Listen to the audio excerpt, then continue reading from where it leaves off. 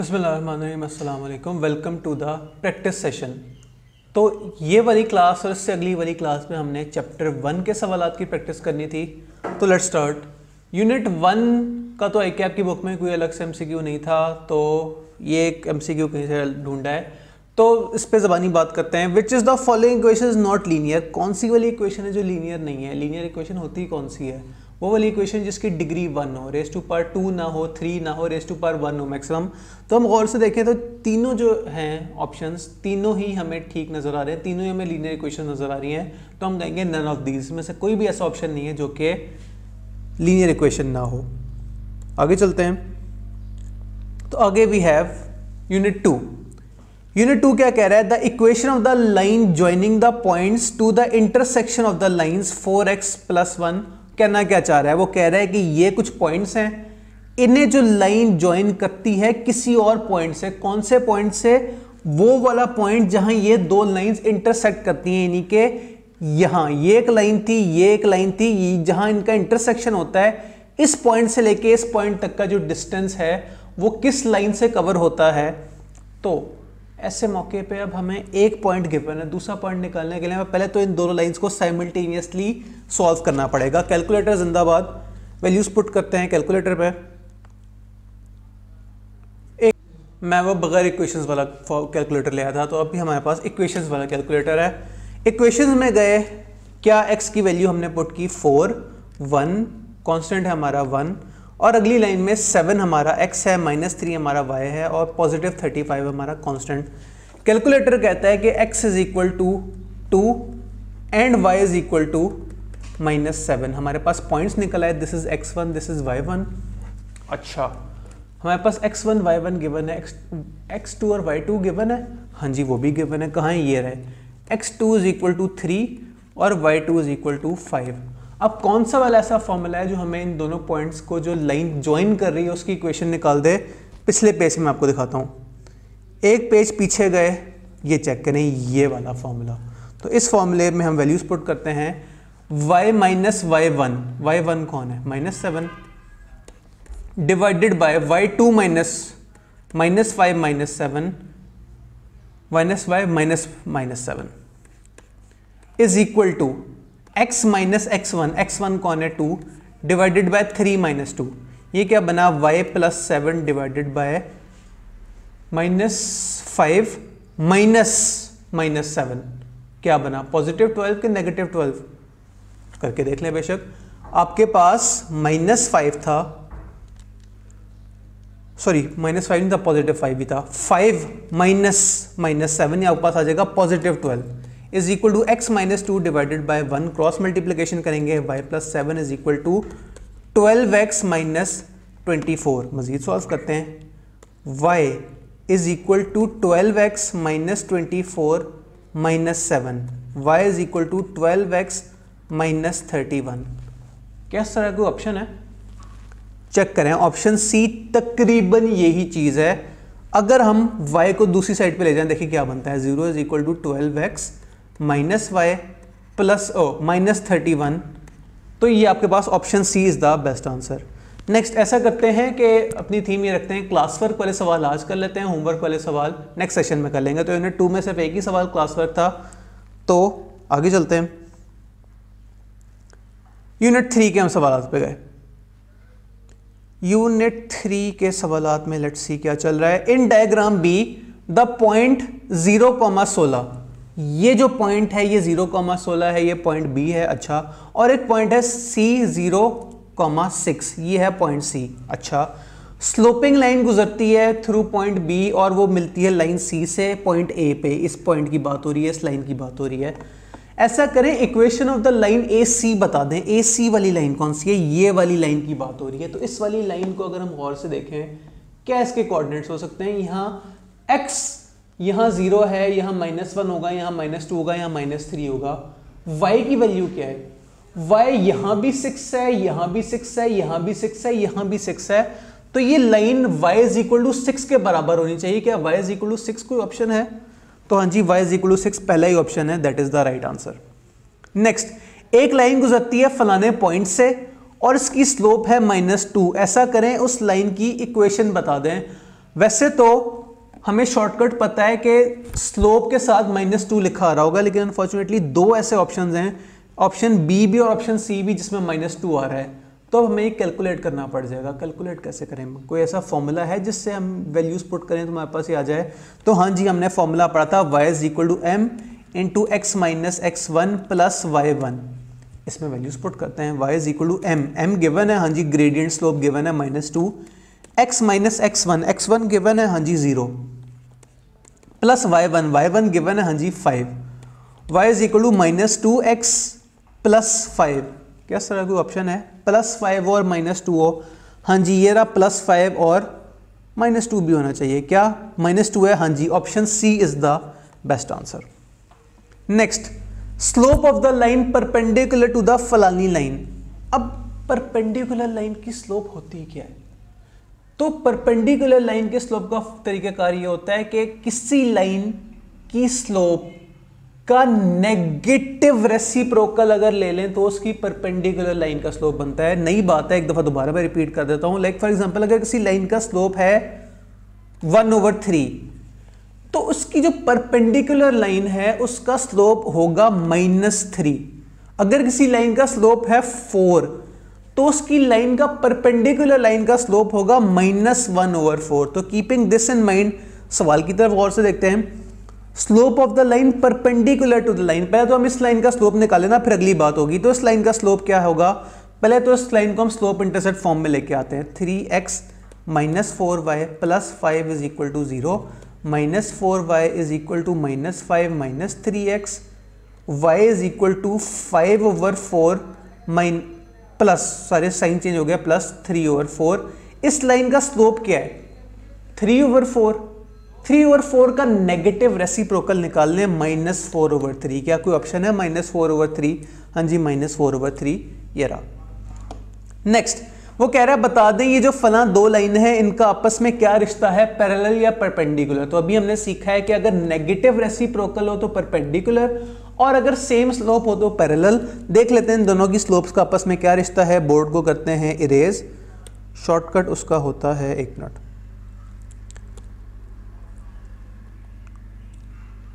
Just a minute, लें जी, shortcut board erase होगा। अच्छा, लाइनों का रिश्ता हमने निकालना है। 3x = y + 7। यहां तो हमें स्लोप साफ नजर आ रही है, 3 है। नेक्स्ट केस में स्लोप क्या होगी? x + 3y = 7, 3y = x - x + 7, y = -x/3 + 7। Slope क्या है? -1/3। 3 और -1/3 का आपस में क्या रिश्ता है? एक दूसरे के नेगेटिव रेसिप्रोकल है, तो हम कहेंगे कि ये आपस में परपेंडिकुलर हैं। नेक्स्ट, y इंटरसेप्ट निकाल दें और स्लोप निकाल दें। स्लोप तो हम ज़बादी भी निकाल सकते हैं। -12 / 3 क्या होगा? -4। वो वाला ऑप्शन देखें जिसमें स्लोप -4 है, तो -4 यहाँ भी है, -4 यहाँ भी है। मजीद फर्दर सॉल्व करना पड़ेगा। अब क्या करें? y इंटरसेप्ट निकालना है। y इंटरसेप्ट कैसे निकालते हैं? x को 0 करके देख लेते हैं। 3y = 9 - 12x, x को हमने कर दिया 0, से हमने कर दिया इग्नोर। 3y = 9, y = 3। क्या कोई ऐसा ऑप्शन है जहाँ y 3 हो और स्लोप इंटरसेप्ट -4 हो? तो हाँ जी ये रहा, y = 3, इंटरसेप्ट 3 और slope -4। This is the best answer. Next, y = 3 is the equation of the straight line parallel to. अभी हमने ये सवाल किया है कि ये जो लाइन है ये किसके पैरेलल है? x एक्सिस के पैरेलल है या y एक्सिस के पैरेलल है? तो ये वाली लाइन x एक्सिस के पैरेलल है। x axis is the answer. Next, total cost curve of the number of copies of a photograph is linear. उसने हमें हिंट दे दिया कि ये अजीबो गरीब सी कोई फोटोकॉपी शॉप है जहां कॉस्ट कर्व लीनियर है, कर्व है। अच्छा, अगर हम यहाँ कॉमन सेंस लगाने की कोशिश करें तो वो हो जाएगी हल्की फुल्की फेल। ट्राई करके भी देख लेते हैं। वो कह रहा है कि 5 कॉपीज कराओ तो 80 रुपये खर्चा होता है, 8 कॉपीज कराओ 116 रुपये खर्चा होता है। ऐसा डिवाइड करके देखें, 80 / 5, यहाँ आपकी कॉपी 116 रुपये की पड़ रही है, और 116 / 8 यहाँ का आपको एक कॉपी 14.5 रुपीज़ की पड़ रही है। ये क्या मजाक है? तो ज़रूर यहाँ कोई फिक्स्ड कॉस्ट भी होगी जिसकी वजह से जो है हमारा कॉस्ट कर्व ये बन रहा है। अब क्या करें, कौन सी ऐसी चीज़ है जो हम इस डेटा से कैलकुलेट कर सकते हैं? सबसे पहले हम स्लोप कैलकुलेट कर सकते हैं, वो जो है कोएफिशिएंट कैलकुलेट कर सकते हैं, जो कि हमारा नंबर ऑफ कॉपीज से मल्टीप्लाई होकर बिल बना रहा है। क्या करेंगे, 116 minus 80 divided by 8 minus 5, formula याद है ना, y2 minus y1 divide by x2 minus x1। इसे क्या हो गया, अच्छा 116 माइनस 80 डिवाइडेड बाय 3, आंसर आएगा 12। अब 12 कौन है? 12 स्लोप है, 12 x का कोएफिशिएंट है। अब और मेरे पास क्या इन्फॉर्मेशन अवेलेबल है? मुझे इतना पता है कि 80 रुपए मेरा खर्चा हुआ था जब मैंने 5 कॉपियां करवाई थी, एक कॉपी 12 रुपए की थी, प्लस कांस्टेंट कोई कांस्टेंट खर्चा भी हुआ होगा, फिक्स्ड कॉस्ट भी लगी होगी। वो फिक्स्ड कॉस्ट क्या है अभी कैलकुलेट कर लेते हैं। 80 इज इक्वल टू 5 इंटू 12, 5 12 का क्या होता है 60। ओह ये क्या हो गया 60, एक मिनट, अच्छा जी कभी कभार स्लाइड्स अपनी मर्जी से आगे पीछे हो जाती हैं। 5 12 60 plus c is equal to 20। मेरे पास फिक्स्ड कॉस्ट आ गई कि कांस्टेंट 20 रुपए आपके लगते ही लगते हैं, आप एक कॉपी कराएं आप एक कॉपी भी ना कराएं, आपको उस दुकान में घुसने के ही पैसे पड़ जाते हैं। अच्छा अब सवाल मुझसे चाहता क्या है, सवाल कह रहा है the total cost for 10 copies of the photograph. अभी कैलकुलेट कर लेते हैं, y यानी कि total cost is equal to 10 copies करानी है, एक कॉपी 12 रुपए की है, मुझे कैसे पता चला 12 रुपए की है, मैंने यहाँ कैलकुलेट किया था, प्लस 20 रुपए फिक्स्ड कॉस्ट, उस दुकान में घुसने का किराया, मुझे कैसे पता लगा 20 रुपए था, मैंने यहाँ कैलकुलेट किया था। तो y is equal to 120 plus 20, answer आया y is equal to 140। 140 is the right answer. Next slope, इंतहाई सिंपल सवाल, स्लोप हमें आंखों से नजर आ रही है -3 है सवाल की। Next pair of coordinates for x और y, जिसके लिए x और y पॉजिटिव इंटीजर्स हैं, कि ये वाली इक्वेशन यानी कि 4x प्लस 3y वाली जो है वो इक्वेशन सॉल्व हो जाए। कैसे होगी, वैल्यूज पुट कर लेते हैं।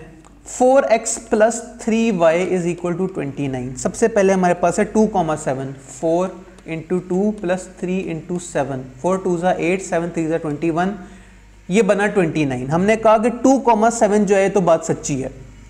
अब ट्राई करते हैं 3,5, 4 into 3 plus 3 into 5, 12 plus 15 is equal to 27। ले जी ऑप्शन नंबर ए कैंसिल हो गया क्योंकि जो इक्वेशन है वो सेटिस्फाई नहीं हो रही।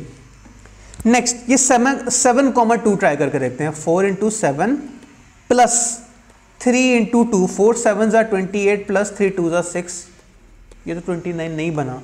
ऑप्शन बी भी कैंसिल। ऑप्शन सी 5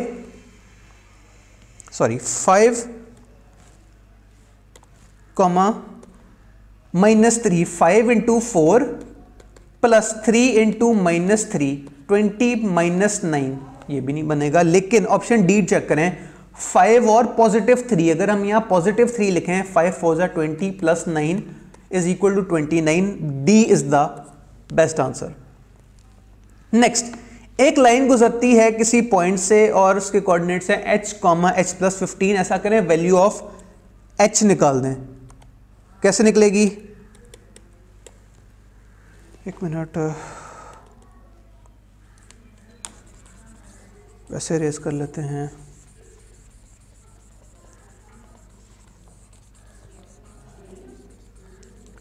जी इंफॉर्मेशन हमारे पास गिवन है x y is equal to 3x plus 7, y की क्या वैल्यू गिवन है h plus 15 is equal to x की क्या वैल्यू गिवन है h, 3 into H plus 7। Solve कर लेते हैं इसे। h minus 3h is equal to 7 minus 15, minus 2h is equal to minus 8, h is equal to 4। क्या 4 कोई ऑप्शन है? हाँ जी ये रहा 4। नेक्स्ट भी सेम चीज़ है तकरीबन, हमारे पास इक्वेशन गिवन है x plus 4y is equal to 36, y की वैल्यू क्या है 2p, 4 इंटू 2p, x की वैल्यू क्या है simple p, p plus 4 into 2p is equal to 36, p plus 8p is equal to 36, 9p is equal to 36, 9 कितने जा 36, 9 3 जा 27, 9 4 जा 36, 4 इज द ऑप्शन। क्या 4 कोई ऑप्शन है? हाँ जी ये रहा 4 हमारा ऑप्शन। क्लास वर्क के सारे सवाल हो गए, चलते हैं यूनिट 4 पे।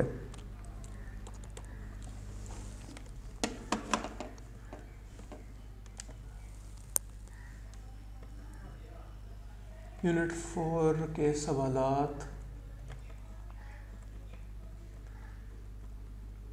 ये रहे। So let's start. एक फर्म की फिक्स्ड कॉस्ट है 50,000 रुपए per week and variable cost is ₹10 per unit. ऐसा करें टोटल खर्चा कंपनी का बता दें।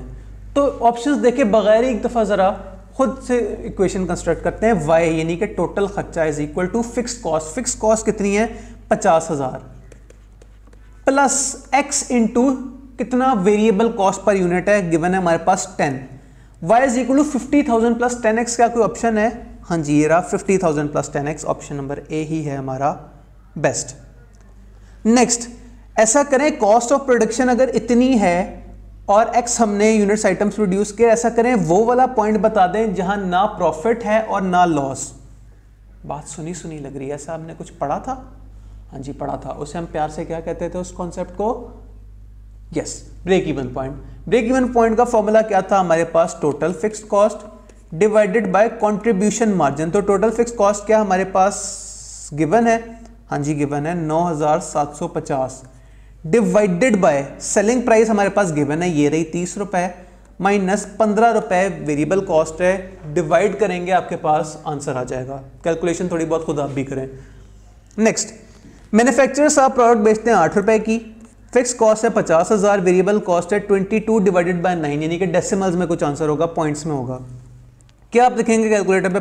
5,000 डिवाइडेड बाय 8 माइनस 22/9, ये ब्रैकेट में लिखिएगा ताकि उसे पता रहे कि ये जो है फ्रैक्शन वो डिनोमिनेटर में सारा का सारा आ रहा है। कैलकुलेट करेंगे आपके पास आंसर आ जाएगा। नेक्स्ट, सेम सवाल लग रहा है देखने में। फैमिली पैक हम लॉन्च कर रहे हैं किसी चीज का, 24 रुपए का वो बिकेगा, आपके पास सेल प्राइस आ गई। अच्छा जी, हमारे पास क्या अवेलेबल है? टोटल फिक्स कॉस्ट है हमारे पास 36,000 डिवाइडेड बाय सेलिंग प्राइस है 24 माइनस वेरिएबल कॉस्ट क्या है 21। ये लगता है कि मैं स्क्रीन के किसी कोने पे हाथ रखता हूं तो वो खुद ही मूव हो जाती है, कोई बात नहीं, कर लेते हैं बर्दाश्त। 24 माइनस 21.6 कैलकुलेट कर लें, आपके पास आ जाएंगे break even units. Next, number of colour TV sold by a firm was 3 times the combined sale of CD player and radio. ऐसा करते हैं, लिख लेते हैं, टीवी की सेल किससे 3 गुना ज्यादा है is equal to 3 into CD player plus radio. अच्छा, सेल्स इंक्लूडेड 72 टीवीज, मैंने टीवी की जगह रख दिया 72। और क्या अवेलेबल है? 8 रेडियो थे is equal to 3 into CD plus radio थे 8। ये क्या चीज मेरे पास अवेलेबल नहीं है? मेरे पास सीडीज अवेलेबल नहीं है, मैंने उसकी वैल्यू लग दी x। 72 is equal to 3x plus 3 8 24। 72 minus 24 करें डिवाइडेड बाय 3 करें, आपके पास आ जाएगा number of CD player sold. Next, 4y minus X is equal to 10 और 3x is equal to 2y। ऐसा कह रहा है x निकालें और y निकालें और आपस में मल्टीप्लाई कर दें, x y इज। तो कैलकुलेटर जिंदाबाद। x की क्या वैल्यू है?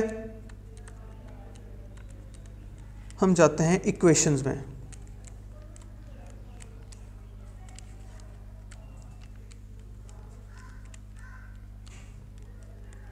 और इस टाइम मेरी किस्मत इतनी अच्छी है कि कैलकुलेटर इक्वेशंस भी नहीं ऑन करके दे रहा, जस्ट। अच्छा जी, पीआरसी के एक और बड़े मशहूर टीचर का हम कैलकुलेटर ले आए हैं, छीन आए हैं, तो अब इससे कंटिन्यू रखते हैं। कहाँ हम थे? हमें इस इक्वेशन को साइमल्टेनियसली सॉल्व करना था। तो 4 आपके पास है y, हमने x लिखा -1, 4 है आपके पास y और 10 है आपके पास कांस्टेंट। दूसरी इक्वेशन का आपके पास x है 3, y है -2 और कांस्टेंट आपका है 0। कैलकुलेटर कहता है कि x इज इक्वल टू 2 और y इज इक्वल टू 3।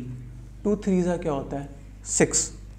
माशाल्लाह से 2 3 6 करवाने के लिए उन्होंने हमसे इतना सारा कैलकुलेटर पे काम करवाया।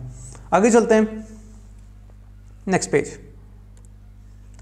If 7x minus 5y is equal to फलाना और 2x minus 7y is equal to 26, तो 5x प्लस 2y क्या होता है? वंस अगेन कैलकुलेटर की हमें जरूरत पड़ेगी। हम इक्वेशन को साइमल्टेनियसली सॉल्व करते हैं। होपफुली आप लोग भी पॉपकॉर्न नहीं खा रहे होंगे, कैलकुलेटर ही यूज कर होंगे मेरे साथ साथ। तो 7x minus 5y is equal to 13 and 2x minus 7y is equal to 26। Calculator के मुताबिक x और y आता है x इज इक्वल टू -1 और y is equal to -4। Values किधर पुट करनी है, इधर पुट करनी है। 5 इंटू -1 प्लस 2 इंटू -4। देखिए क्या आंसर आता है, -5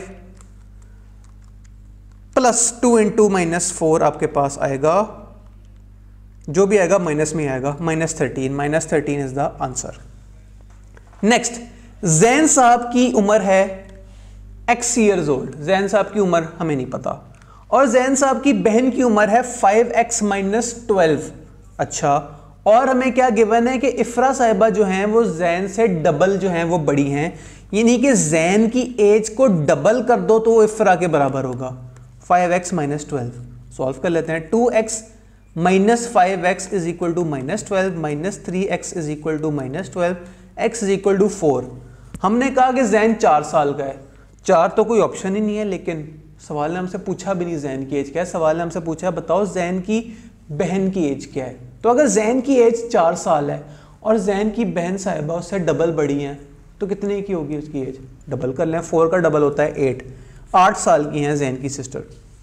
next, solution set for simultaneous equation. वो कह रहे हैं दोनों इक्वेशन को साइमल्टेनियसली सॉल्व कर दो। मैं कोई नहीं कर रहा, आप लोगों को तरीकेकार अच्छी तरह पता है सॉल्व करने का, तो आप ये कर लें। तो इंतहाई सीधा सवाल है, ये आप लोगों के हवाले।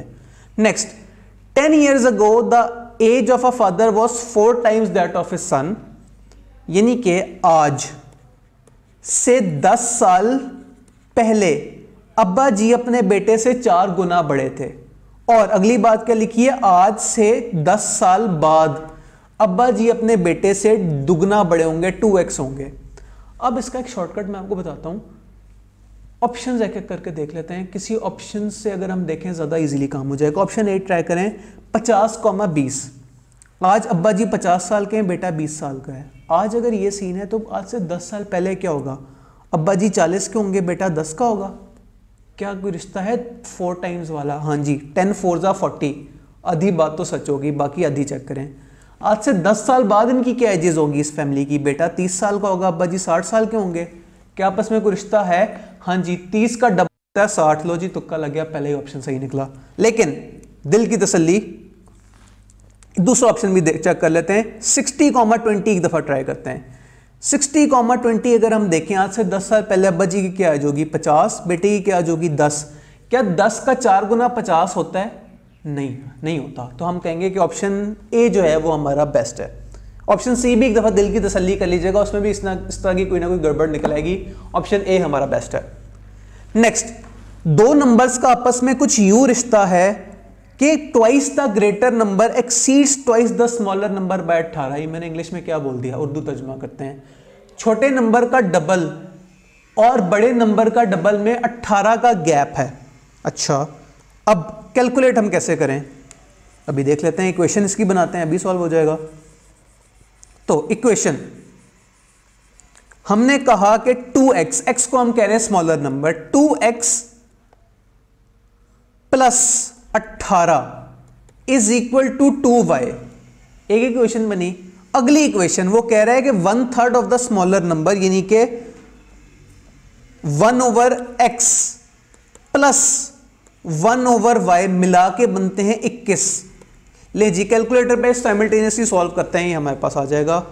क्या मैं लिखूंगा कैलकुलेटर पे, पहली इक्वेशन है मेरे पास 2x माइनस 2y और पॉजिटिव 18 मेरे पास आ गया कांस्टेंट, और 1/3 है ये, 1/3x और 1/5y। 1 डिवाइडेड बाय 3x की वैल्यू, 1 डिवाइडेड बाय 5y की वैल्यू, और कांस्टेंट है मेरे पास 21। तो जब हम ये कैलकुलेट करेंगे हमारे पास आएगा 42 और 33। नहीं, थोड़ी सी यहां कुछ गड़बड़ हुई है, दोबारा देख लेते हैं। 1/3 of the smaller number and 1/5 of the greater number together are 21।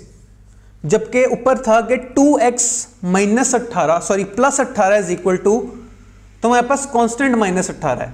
ये हमसे एरर हुआ था। कैलकुलेटर कह रहा है कि x is equal to 36, y is equal to 45। क्या इस तरह का ऑप्शन है? हाँ जी, 36 और 45 हमारे पास ऑप्शंस हैं। नेक्स्ट, वो कह रहा है कि point of intersection of the following lines बता दें, वो कौन सा पॉइंट है जहां दोनों लाइनें आपस में गुजरती होंगी। इंतहाई सीधा सवाल है, सिंपली इन दोनों इक्वेशंस को साइमल्टेनियसली सॉल्व कर दें, आंसर आ जाएगा। ये भी आप लोगों के हवाले। नेक्स्ट, टेबल मैन्युफैक्चरर ने 30,000 देना है फिक्स्ड कॉस्ट, 10,000 रुपए उसकी वेरिएबल कॉस्ट, और एक मेज बिकती है 15,000 रुपए की। ऐसा करें, ब्रेक इवन पॉइंट बता दें। क्या है फिक्स्ड कॉस्ट हमारे पास? 30,000 divided by 15,000 minus 10,000। 30,000 divide by 5,000 क्या होता है? 5 6 30। ऑप्शन होना चाहिए 6 यूनिट्स। ले जी, हमने ज़बानी कर लिया। आगे चलें।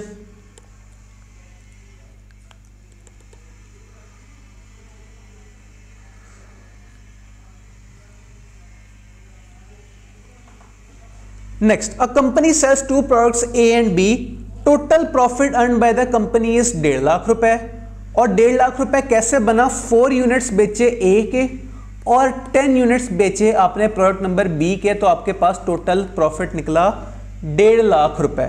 ठीक है, अगली बात हमें बताई जा रही है कि ratio of profit between A to B is 1.5:1, यानी कि ए अगर 1.5 है तो बी 1 है। अभी आज के लेक्चर में हमने देखा था इस तरह के केसेस में हम क्या करते हैं, बी के साथ हम क्या मल्टीप्लाई करें कि वो ए के बराबर हो जाए। हम कहेंगे कि A is equal to 1.5 B, B को 1.5 से मल्टीप्लाई करो तो वो ए के बराबर होगा। अच्छा, अब ये वैल्यू पुट करते हैं। 4 into 1.5 B plus 10 B is equal to 1.5 lakh. 4 into 1.5 क्या होगा? 6। तो 1.5 लाख डिवाइडेड बाय 16 करें जरा। 1,50,000 डिवाइडेड बाय 16, आंसर आया 9375। क्या 9375 कोई ऑप्शन है? हाँ जी, 9375 कोई ऑप्शन है। नेक्स्ट, सना साहिबा ने पैसे बांटे कितने? 1800। किसके दरमियान? अपने 3 भाइयों में। किस हिसाब से? कि हर भाई को एटलीस्ट कम से कम 150 तो मिला ही है। What can be the maximum difference between the amounts? कितना को डिफरेंस आ सकता है? तो डिफरेंस ये आ सकता है कि 2 भाइयों को मिनिमम तरीन अमाउंट मिली होगी और तीसरे भाई को मैक्सिमम तरीन अमाउंट मिली होगी। मैक्सिमम तो इसी तरह आ सकता है डिफरेंस। तो 1800 के 3 टुकड़े हुए, एक टुकड़ा हुआ 150 का, एक टुकड़ा हुआ 150 का और एक टुकड़ा हुआ मैक्सिमम अमाउंट का। कितनी होगी मैक्सिमम अमाउंट? 1800 में से हमने 300 माइनस कर दिया, पीछे बचा 1500। क्या 1500 हमारा आंसर है? नहीं। सवाल ने हमसे ये नहीं पूछा कि बताओ मैक्सिमम अमाउंट कितनी है। सवाल ने पूछा है मैक्सिमम गैप कितना है अच्छे वाले भाई के पैसों में और कम पसंद वाले भाई के पैसों में। तो 150 माइनस 1500 यानी कि 1350 हमारा ऑप्शन होना चाहिए। नेक्स्ट, एक मैन्युफैक्चरर का जो प्रोडक्शन वर्कर्स हैं वो दिन में 8 घंटे काम करते हैं और 12 यूनिट्स बनाते हैं।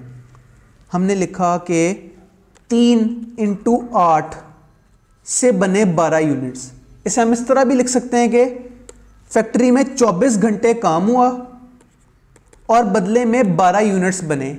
यानी कि हम ये भी कह सकते हैं कि एक यूनिट बनाने के लिए 2 घंटे काम करना पड़ता है। 1 यूनिट 2 आवर्स। अच्छा, अब सवाल हमसे चाहता क्या है? कितने घंटे चाहिए अगर इस मैन्युफैक्चरर ने 16 यूनिट्स बनाने हैं और एक वर्कर जो है वो कंपनी छोड़ के चला गया। इंफॉर्मेशन अब क्या अवेलेबल है? 16 यूनिट्स बनाने हैं। जो एम्प्लॉइज हमारे पास पहले 3 थे वो अब 2 रह गए। Multiply by what? ये कितने घंटे 2 बंदे काम करेंगे कि हम 16 यूनिट्स बना सकें? तो हमें अभी हिंट ये मिला था कि एक यूनिट बनाने के लिए 2 घंटे काम करना है। तो 16 यूनिट्स बनाने के लिए 32 घंटे काम करना है। अब 32 घंटे काम होगा, कितने बंदे करेंगे? 2 बंदे करेंगे। तो 2 इंटू 16 इज इक्वल टू 32। तो हम कहेंगे कि 16 घंटे काम करना पड़ेगा तो 16 यूनिट्स बनेंगे। नेक्स्ट, एक कंपनी ने बजट रखा है 1,05,000 रुपए का, जिससे हम क्या करेंगे? मेजें कुर्सियां खरीदेंगे। अच्छा, cost of each table is twice that of a chair. लिख लेते हैं, cost of each table is twice that of a chair का मतलब क्या है? हम कहेंगे कि चेयर जो है उससे डबल कर दो तो वो टेबल के बराबर होगी। अच्छा, अगली बात, कंपनी चाहती है कि उसके पास 3 टेबल्स हों और 15 चेयर्स हों। तो बताएं कितना खर्चा ज्यादा होगा एज कंपेयर टू टेबल्स? दोनों कैलकुलेट कर लेते हैं कि चेयर्स पे कितना खर्चा होगा, टेबल्स पे कितना खर्चा होगा, उन दोनों को माइनस कर लेंगे। तो 1,05,000 कंपनी के पास पैसे थे, उसमें उन्होंने 3 टेबल्स खरीदी प्लस 15 चेयर्स खरीदी। अब क्या करें, वैल्यू पुट करते हैं। 1,05,000 इज इक्वल टू, हमें पता है कि 2 चेयर्स मिलके एक टेबल के बराबर होती हैं। हमने टी की वैल्यू पुट की कि 3 into 2c plus 15 into C. 1,05,000 is equal to 6c plus 15c। तो 1,00,000 डिवाइडेड बाय 1,05,000 डिवाइडेड बाय 21 करें जरा, आंसर आया c इज इक्वल टू 5,000। अगर एक चेयर 5,000 की है तो टेबल कितने की होगी? हमें अभी बताया गया था कि टेबल चेयर से डबल महंगी, हमने कहा टेबल फिर 10,000 की होगी। अच्छा, अब सवाल हमसे चाहता है क्या है, बताओ कितना खर्चा टेबल्स और चेयर्स के मुकाबले में डिफरेंस का आया। तो डिफरेंस देखते हैं कितना खर्चा कंपनी ने मेज़ों पे किया। 3 मेज़ें खरीदी, 10,000 की एक थी, तो 3 इंटू 10,000, मैं डायरेक्ट लिख रहा हूँ, 30,000 का खर्चा किया कंपनी ने टेबल्स पे। और कुर्सियों पे कितना किया, 15 कुर्सियां खरीदी, एक कुर्सी 5,000 की थी, 15 5 75, 75,000 टेबल्स पे खर्चा हुआ, 30,000 चेयर्स पे खर्चा हुआ। 75 माइनस 30, 45,000 का गैप है दोनों तरह के खर्चों में। नेक्स्ट, एक रेस्टोरेंट बेचता है फ्राइज 120 रुपए की, बर्गर 200 रुपए के, सैंडविच 250 रुपए के। ऐसा करते हैं, लिख लेते हैं इससे पहले कि हमें भूल जाए। किधर गया ये, यहां मैं लिख रहा हूं फ्राइज, बर्गर्स और सैंडविच। प्राइस मैंने लिखी 120, 200 और 250। नहीं जी, अगली बात profit. Profit on fries is 1/3 of its selling price. 1/3 का क्या मतलब है, डिवाइडेड बाय 3 अगर हम करें, हमें पता लगा प्रॉफिट जो फ्राइज पे है वो है 40 रुपए। अगली बात, profit on burgers is ₹60 more than the profit on fries. 60 add कर दें इसके फ्राइज के प्रॉफिट में तो बर्गर का प्रॉफिट आ जाएगा, यानी कि 100 रुपए। 40 प्लस 60 इज इक्वल टू 100। तीसरी बात, profit on sandwich is 125% of the profit on burgers, यानी कि अगर बर्गर का प्रॉफिट 100 था तो उसका 125 गुना क्या होगा, 125। अब वो कह रहा है टोटल प्रॉफिट बता दें, आपने 5 फ्राइज बेचे, 10 बर्गर बेचे और 15 सैंडविचेस बेचे, मल्टीप्लाई कर दें 40 इंटू 5, यानी कि आपने प्रॉफिट कमाया 200 रुपए फ्राइज से, 100 इंटू 10 1000 आपने कमाया बर्गर से, और 125 इंटू 15 1875 आपने जो है कमाया सैंडविचेस से। इन सारों को ऐड कर दें, 1875 प्लस 1000 प्लस 200, आंसर आया 3075। क्या तरह का ऑप्शन है, हाँ जी 3075 ये रहा। नेक्स्ट,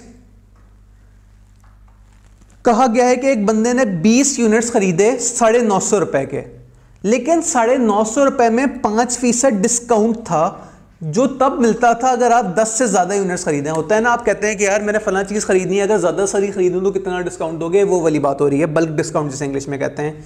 तो वो कह रहा है कि ऐसा करें, कॉस्ट पर यूनिट निकाल दें। अब इसे सॉल्व करने के 2 तरीके, मैं आपको दोनों दिखा देता हूं।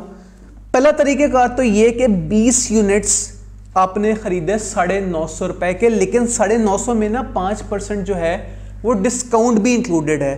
तो हम टोटल अमाउंट तक कैसे पहुंचे, हमने कहा 950 के साथ हम क्या मल्टीप्लाई या डिवाइड करें कि हमारी टोटल अमाउंट निकला है। तो हमने कहा कि 950 डिवाइडेड बाय 0.95। 0.95 क्यों, इसमें 5% जो था वो डिस्काउंट का था, आंसर आएगा 1000, यानी कि 1000 रुपए की प्रोडक्ट्स थी। अब एक इसे रिवर्स भी आप करके देख सकते हैं, 1000 रुपए पे जरा 5% डिस्काउंट तो निकाल के देखें, डिस्काउंट निकलेगा 50 रुपए का, यानी कि टोटल असल प्राइस थी 1000 रुपए, 50 रुपए था डिस्काउंट, और 950 रुपए थे डिस्काउंट के बाद की प्राइस।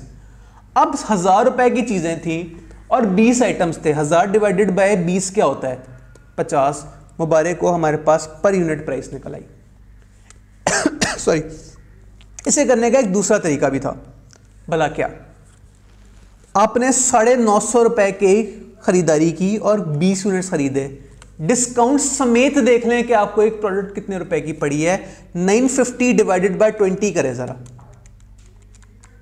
आंसर आया 47.5।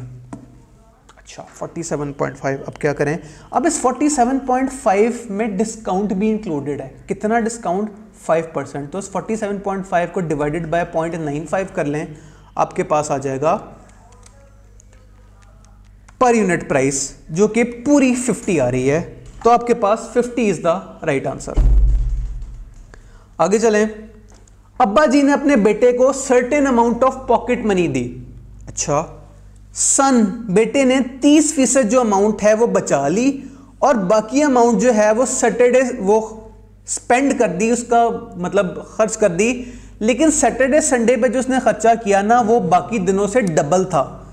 तो अगर टोटल सेविंग्स 420 थी तो सैटरडे को कितना खर्चा हुआ? अच्छा लिख लेते हैं। 420 कौन है? 420 सेविंग्स हैं। 420 किसी बड़ी अमाउंट का 30% है। तो अगर मैं ये चाहूं कि 420 जिस अमाउंट का 30% है वो अमाउंट मुझे पता लग जाए, मैं क्या करूंगा? मैं कैलकुलेटर पे लिखूंगा 420 डिवाइडेड बाय 0.3। वही पिछले सवाल में जो हमने जिस तरह डिवाइड बाय 0.95 किया था, इस दफा हमने डिवाइड बाय 0.3 किया है, डिवाइड बाय 30% किया है ताकि हमारे पास टोटल अमाउंट निकल आए। टोटल अमाउंट हमारे पास निकल आई 1400 रुपए अब्बा जी अपने बेटे को देते हैं हर वीक पॉकेट मनी। उस 1400 रुपए में से 420 रुपए जो लड़का है वो बचा लेता है, सेव कर लेता है। तो फिर खर्चा कितना करता होगा? 1400 डिवाइड माइनस 420, 980 रुपए वो लड़का खर्चा करता है। सवाल सॉल्व अभी नहीं हुआ। सवाल हमसे चाहता क्या है? सवाल कह रहा है बता दो सैटरडे को कितना खर्चा हुआ। तो अगर पूरे हफ्ते का खर्चा 980 है तो 980 किसके बराबर होगा? मंडे वाले दिन खर्चा, ट्यूसडे वाले दिन खर्चा, वेडनेसडे वाले दिन खर्चा, थर्सडे वाले दिन खर्चा, फ्राइडे वाले दिन खर्चा, प्लस सैटरडे वाले दिन खर्चा डबल है 2x, प्लस संडे वाले दिन खर्चा डबल है प्लस 2x। ये क्या बना? 980 is equal to 9x। Calculator से पूछे क्या बनता है?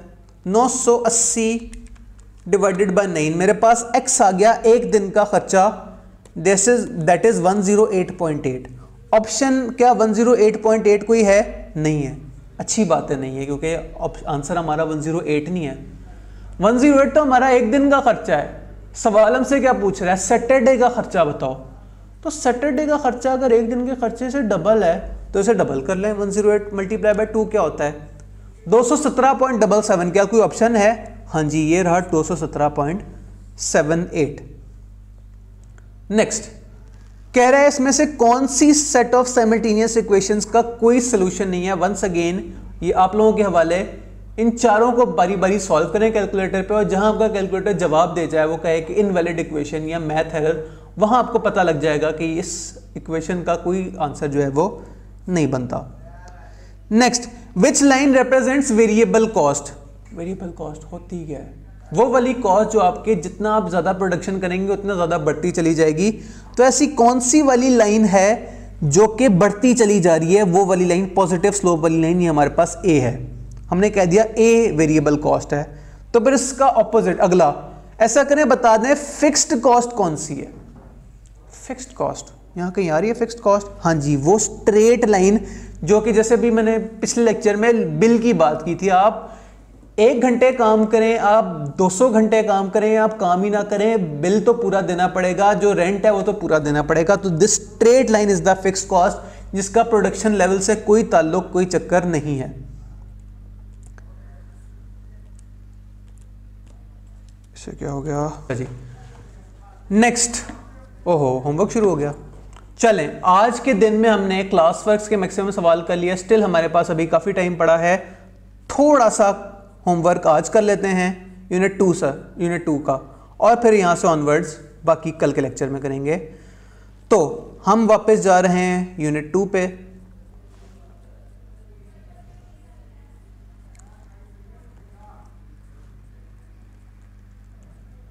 अच्छा जी, find the equation of the line which passes through the points 2,1 और 4,9। ऐसा कौन सा वाला फॉर्मूला है जिसने हमें दो लाइंस के दरमियान से गुजरने, दो पॉइंट्स के दरमियान से गुजरने वाली लाइन का तरीकेकार कैलकुलेट करना बताया था? तो अभी पिछले पेज पे देख लेते हैं, ये y - y1 वाला फॉर्मूला। वापस आए नेक्स्ट पेज पे, क्या हमारे पास इंफॉर्मेशन गिवन है 2 और 1, ये हमारा x1, ये हमारा y1, और 4,9 ये हमारा x2, ये हमारा y2।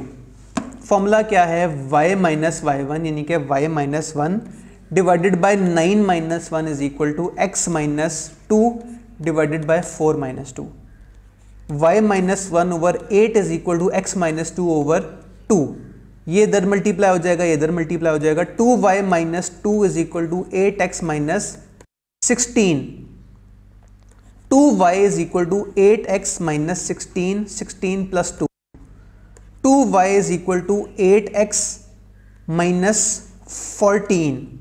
y is equal to 4x minus 7।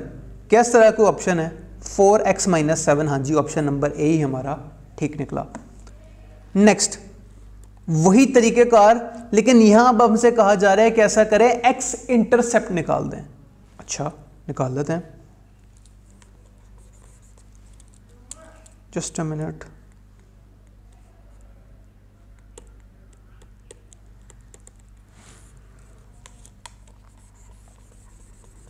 हमने बोर्ड रेज किया।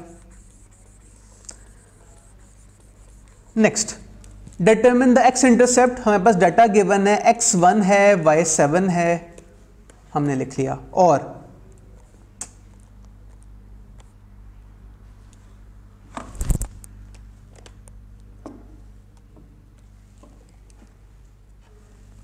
x हमारे पास 1 है, y इज इक्वल टू 7 है। और दूसरी हमारे पास इक्वेशन क्या है, x2 है हमारे पास।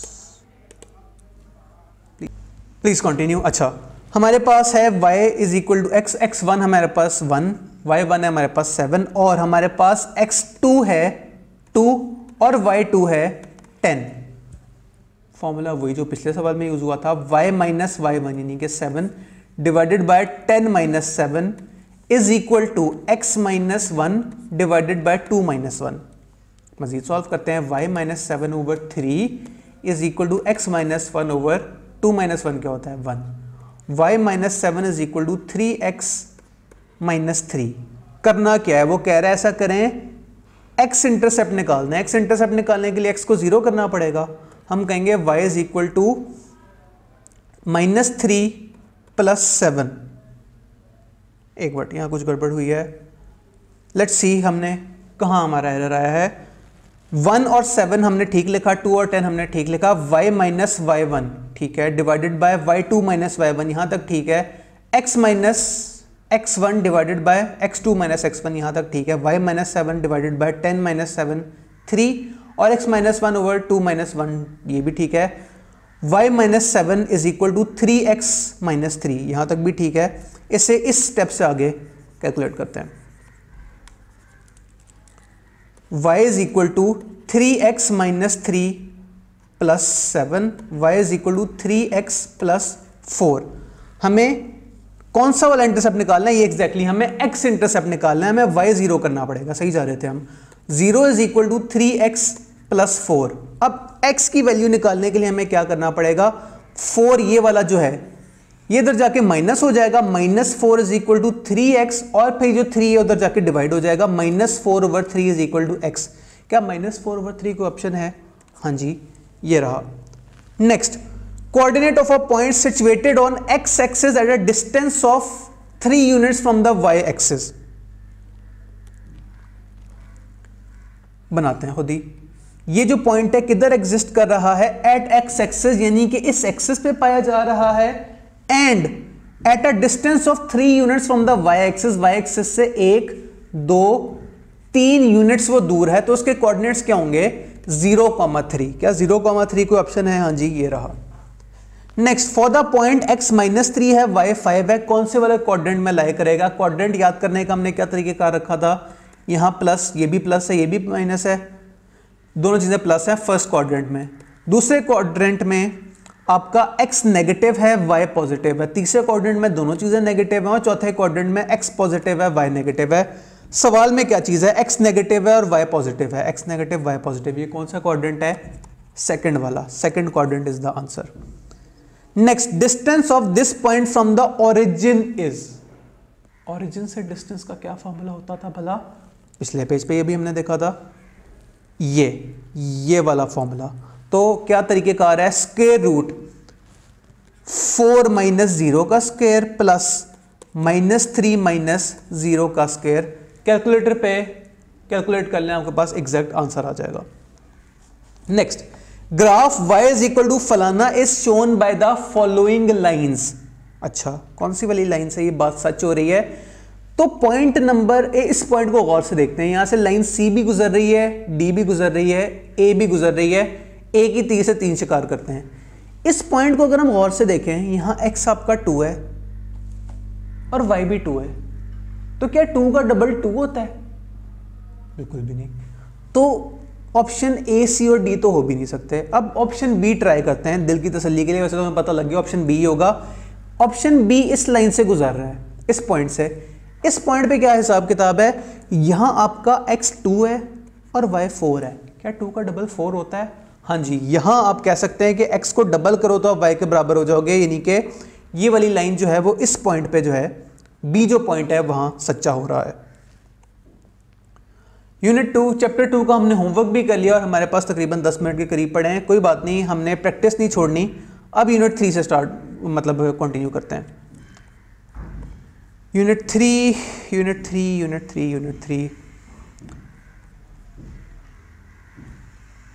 यहां से स्टार्ट हो रहा था होमवर्क।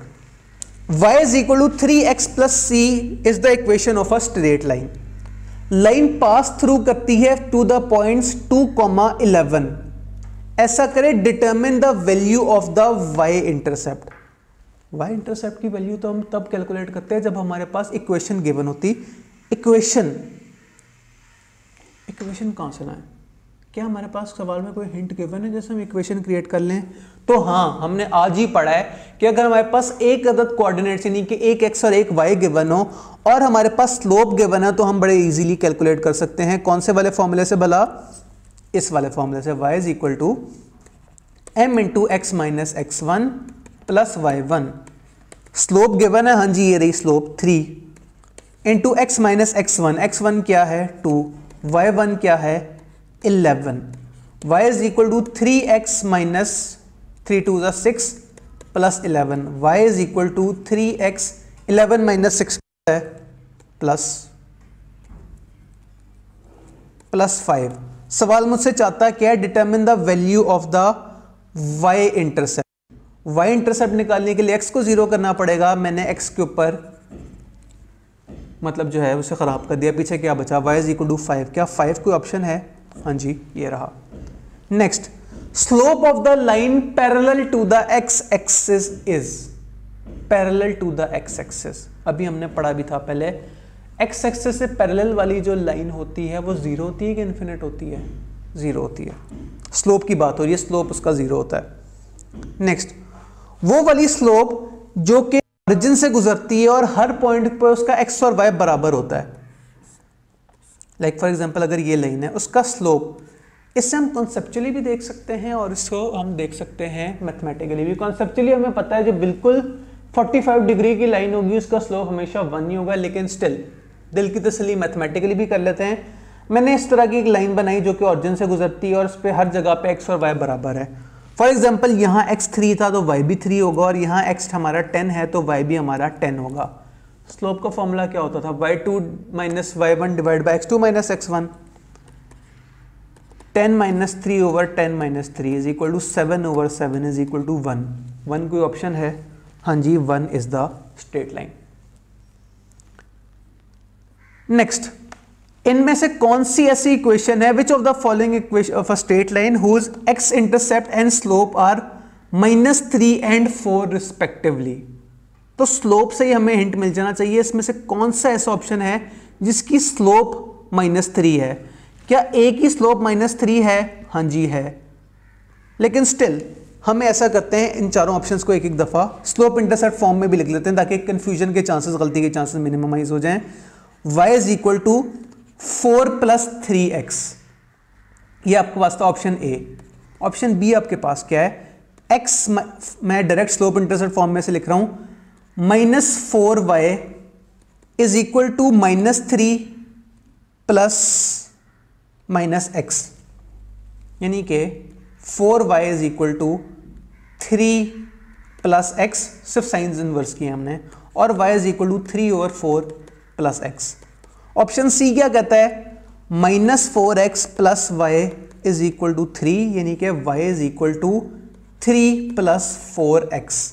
और ऑप्शन डी क्या कहता है, 4x plus Y is equal to -3, Y is equal to -3 + 4x। अच्छा जी, कौन से वाले की स्लोप -3 हमें नजर आ रही है? क्या इसकी स्लोप -3 है, क्या इसकी स्लोप -3 है? तो एक दफा चारों को देखते हैं दोबारा। पहले वाला का हमने स्लोप सही कैलकुलेट किया, पहले वाले की स्लोप तो +3, ऑप्शन ए तो हमें होता नजर नहीं आ रहा। बी की स्लोप हमें क्या नजर आ रही है, 3/4, तो क्या 3/4? नहीं। नेक्स्ट ऑप्शन सी, हमारे पास स्लोप क्या निकली, हमारे पास स्लोप निकली -4, y is equal to 3 + 4x, इसकी स्लोप हमारे पास निकली +4। तो हमें एग्जैक्टली स्लोप चाहिए क्या थी, +4 ही हमें चाहिए थी। अच्छा, दूसरी हमें चीज चाहिए थी y इंटरसेप्ट, उसका -3 होना चाहिए। हमने से रिस्पेक्टिवली वाला वर्ड हमने गलती से इग्नोर कर दिया था। अब एक दफा तसल्ली कर लेते हैं कि क्या इसका जो y इंटरसेप्ट है वो -3 है या नहीं। तो y इंटरसेप्ट कैसे निकलेगा, y is equal to 3 + 4x। y intercept निकालने के लिए x को हमें 0 करना पड़ेगा, तो y इज इक्वल टू 3। हमें 3 चाहिए या -3 चाहिए, हमें -3 चाहिए। ऑप्शन सी भी कैंसिल। ऑप्शन डी चेक करें। ऑप्शन डी में की स्लोप +4 है, लेकिन अगर हम इसे 0 भी कर दें पीछे y इंटरसेप्ट क्या बचेगा, -3। तो option D is the best answer. Next, कौन सी वाली बात जो है वो सच नहीं है 5x + 2y - 10 is equal to 0 में? Number 1, slope of the degree is -2.5। अभी कैलकुलेट कर लेते हैं। 5x + 2y - 10 is equal to 0। हमें क्या चाहिए, slope. 2y is equal to 10 - 5x, y is equal to 10/2 - 5/2। Slope क्या निकली, 5 - 5/2, यानी कि -2.5। ऑप्शन ए तो सच निकला। बी क्या है, degree of the equation is 1। क्या डिग्री 1 है? हाँ जी, साफ नजर आ रहा है डिग्री 1 है, यानी कि बोथ ए एंड बी जो हमारे ठीक हैं। Next, which of the line on the graph has the negative slope? Negative slope कौन सी ऐसी लाइन है जो नीचे से ऊपर से नीचे जा रही है, नेगेटिव जा रही है? तो एम एंड जो लाइन है, ये वाली जो लाइन है वो हमें ऐसी लग रही है। नेक्स्ट, कौन सी वाली बात सच है इस वाली लाइन के बारे में, 3x + 2y? स्लोप कैलकुलेट कर लें और डिग्री कैलकुलेट कर लें, जिस तरह हमने एग्जैक्टली ये वाला सवाल किया था। Next, if the line passes through 5,3 and x intercept is half that of y intercept, इसकी ऐसा करें स्लोप इंटरसेप्ट फॉर्म बना लें। हमारे पास क्या कुछ गिवन है, कोऑर्डिनेट्स गिवन है, और हमारे पास गिवन है कि दोनों जो है कोऑर्डिनेट्स, दोनों इंटरसेप्ट्स का आपस में क्या रिश्ता है। क्या रिश्ता है भला, x इंटरसेप्ट हाफ है किसके, y इंटरसेप्ट का। तो अगर यानी कि अगर y इंटरसेप्ट 2 है तो x इंटरसेप्ट 1 होगा। क्या करें x के साथ कि वो y के बराबर हो जाए, हम कहेंगे कि 2x is equal to y, और चूंकि इंटरसेप्ट में वर्ड a और b यूज होता है, हम कहेंगे 2a is equal to b। दोबारा देख लें क्या हमने इक्वेशन सही कैलकुलेट किया, इक्वेशन सही बनाई है। x intercept is half that of y intercept, x को डबल करें तो वो y के बराबर होता है, तो हमने कहा 2a is equal to b। अच्छा, अगली बात, पॉइंट्स हमारे पास गिवन है 5 और 3, स्लोप इंटरसेप्ट फॉर्म निकालनी है। हमने कहा 5/a प्लस 3/2a, b की जगह हमने वैल्यू पुट कर दी, इज इक्वल टू 1। फर्दर से आप आगे सॉल्व कर लीजिएगा, आपके पास स्लोप इंटरसेप्ट फॉर्म आ जाएगी। टाइम हमारे पास पूरा हो गया। चलो 2 MCQs रहते हैं, इन्हें ज़रा जल्दी से देख लेते हैं। बल्कि नहीं, ये जो आखिरी वाला MCQ है ये ज़रा अच्छी, इसमें कैलकुलेशन की जरूरत पड़ेगी, इससे अगला वाला कर लेते हैं। What is the equation of the line below? इस वाली लाइन की बात हो रही है। इस वाली लाइन की हमें कौन सी इक्वेशन सही नजर आ रही है, y - 2x is equal to 4। क्या ये इंफॉर्मेशन ठीक है? क्या हमारा, अगर हम यहां x की वैल्यू y जो है -2 पुट करें तो क्या y हमारा एग्जैक्टली 0 आ रहा है? हमने कहा कि y minus 2x is equal y is equal to 2x minus 4, sorry मैं ऑप्शन ये देख रहा हूँ, y minus 2x is equal to 4। x की हमारे पास वैल्यू उस टाइम क्या है इस पॉइंट पे, इस पॉइंट में हमारे पास x की वैल्यू है -2, तो क्या हमारे पास y की वैल्यू एग्जैक्टली 4 आएगी?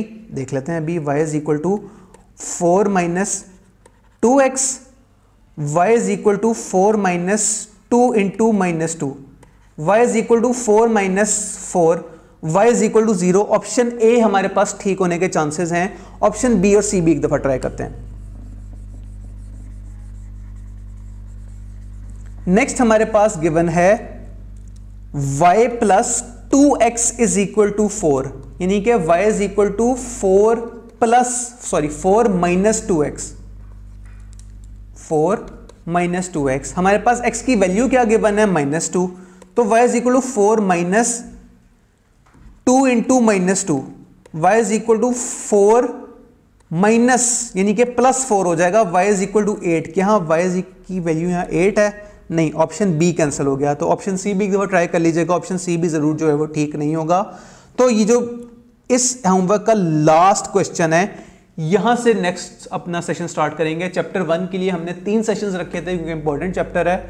इंशाल्लाह कल या नेक्स्ट लेक्चर आपको जब भी मिलेगा उसमें हम चैप्टर 1 की मजीद प्रैक्टिस करेंगे। चैप्टर यूनिट 4 के जो हमने क्लास वर्क के कुछ सवाल नहीं किए थे वो भी इंशाल्लाह करेंगे, और फिर उससे नेक्स्ट सेशन में हम करेंगे चैप्टर 2।